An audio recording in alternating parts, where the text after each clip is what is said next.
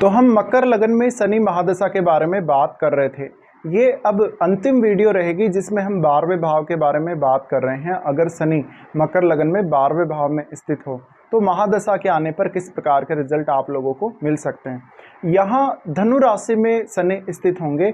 अब आपको ये देखना है कि आपके चार्ट में क्या शनि वक्र स्थिति में है, क्या अस्त स्थिति में है, या शनि के साथ कोई भी अन्य ग्रह बैठा हो। ये सब आपको चेक कर लेना चाहिए। इसके साथ साथ अब आपके चार्ट में गुरु की प्लेसमेंट भी काफ़ी ज़्यादा मैटर करेगी।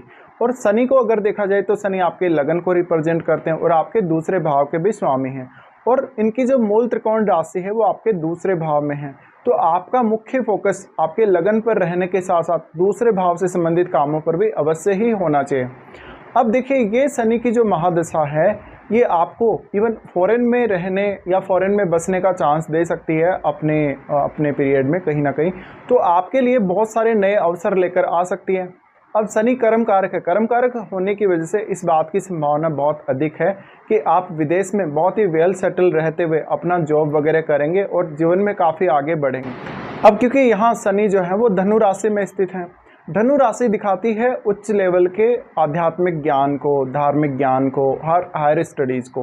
हो सकता है आप अपनी हायर स्टडीज़ की वजह से, आध्यात्मिक किसी पर्पज़ की वजह से विदेश गए हों या वहाँ पे सेटल हुए हों। और ज़्यादातर ऐसे लोगों का जो निवास है वो किसी न किसी धार्मिक स्थल के पास देखा जा सकता है।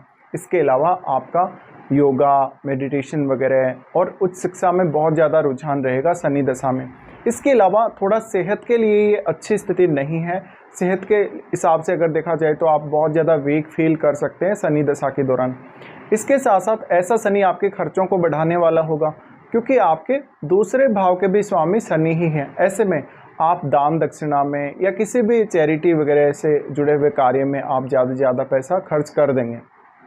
यहाँ शनि स्थित है तो अगर आपका गुरु अच्छी स्थिति में नहीं है तो आपका कॉन्फिडेंस लो करेगा और आपको काफ़ी सारी प्रॉब्लम्स देगा स्टार्टिंग में जब महादशा स्टार्ट होगी।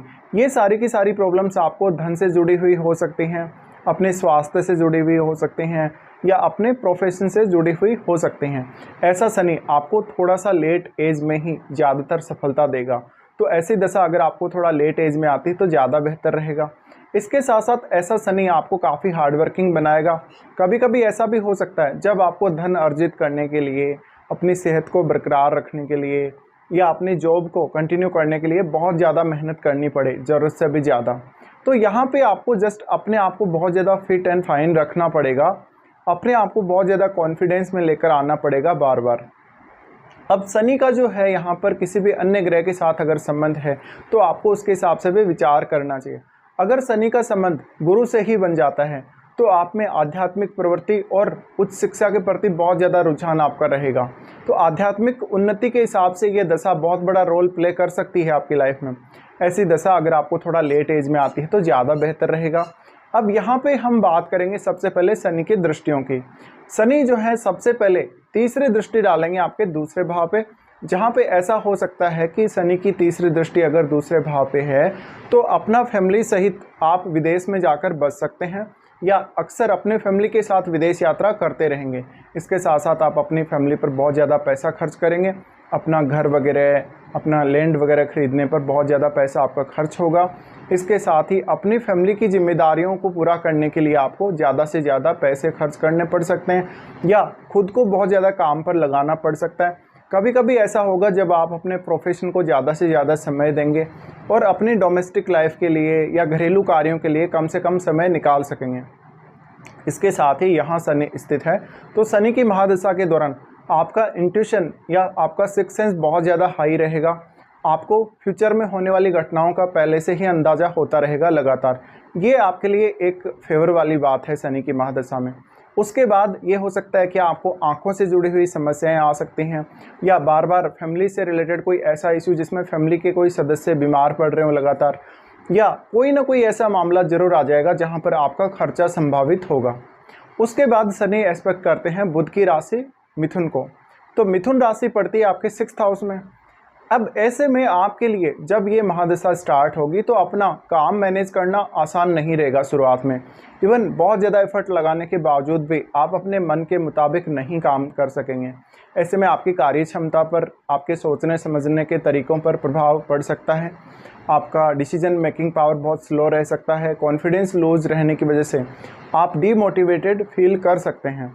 अगर शनि पर किसी भी क्रूर ग्रह का प्रभाव है तो ऐसे में ये हो सकता है कि आपके ऊपर कोई ना कोई लीगल कार्रवाई हो सकती है, लेकिन इसकी संभावना बहुत ही कम है। ऐसा भी हो सकता है कि आपके मान सम्मान को खतरा हो, आपकी प्रतिष्ठा को खतरा हो, या जिस प्रकार का मान सम्मान या प्रतिष्ठा आपको चाहिए होती है, जिस प्रकार की एक्सपेक्टेशंस आप खुद से रखते हैं, उनको आप पूरा नहीं कर पाए हों, ये बहुत हद तक संभावित है। शनि का एस्पेक्ट आपके 6th हाउस पर है, तो अब आपके चार्ट में बुध को बहुत ज़्यादा मजबूत होना चाहिए, क्योंकि यहाँ पर मिथुन राशि को तो शनि एस्पेक्ट कर ही रहे हैं और 6th हाउस आपके लिए बहुत ही ज़्यादा इंपॉर्टेंट हाउस है जब अगर शनि 12वें में है तो।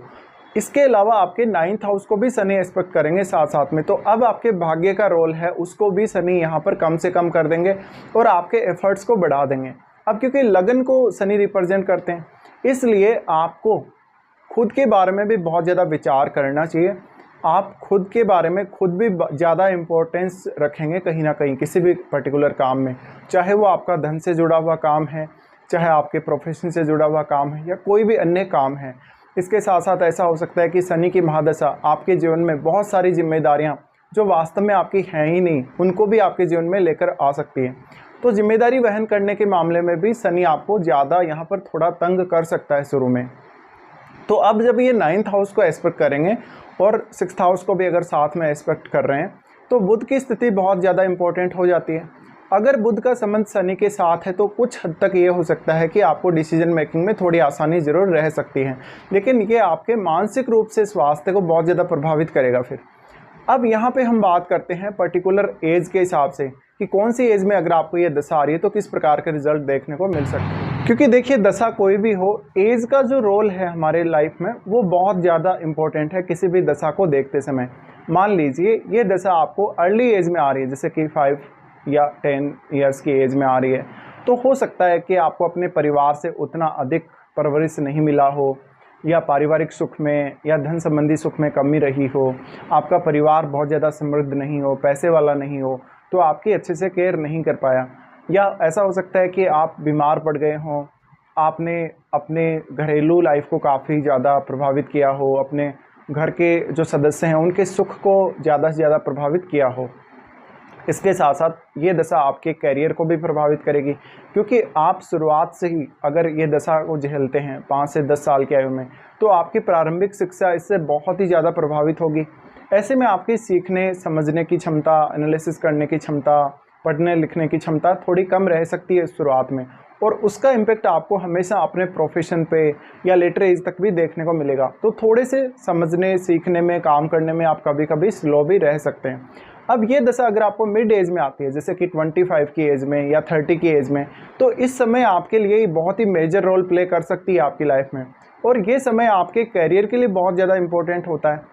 ऐसे में अगर आप विदेश जाने का रास्ता चुनते हैं या विदेश में सेटल होने का रास्ता चुनते हैं, तो आपके लिए ये दशा बहुत ज़्यादा फेवरेबल साबित हो सकती है। तो लगभग आप समझ लीजिए, अगर 25 की एज से पहले ऐसी दशा अगर आपको आती है तो ज़्यादा यूज़फुल नहीं रहेगी, बल्कि आपकी मेहनत को बढ़ाने वाली होगी, आपके बर्डन को बढ़ाने वाली होगी और कॉन्फिडेंस लूज़ करने वाली होगी।